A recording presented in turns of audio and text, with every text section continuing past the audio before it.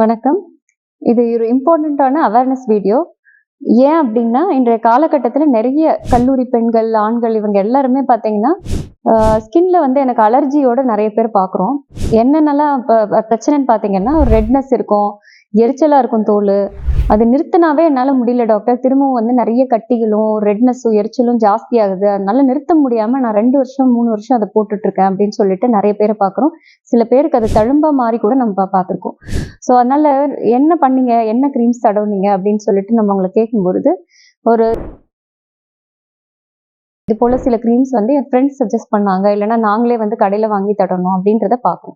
இது போல தடவுறதுனால இந்த தோலு அந்த ஒரு மருந்துக்கு டிபெண்டன்ட்டா மாறுறதுக்கான வாய்ப்பும், தழும்பா மாறி திரும்பவும் நார்மலா கொண்டு வரவே முடியாத அளவுக்கு மாறுறதுக்கும் நெறைய வாய்ப்பு இருக்கு.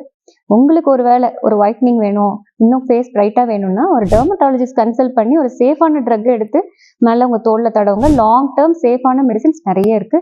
நன்றி.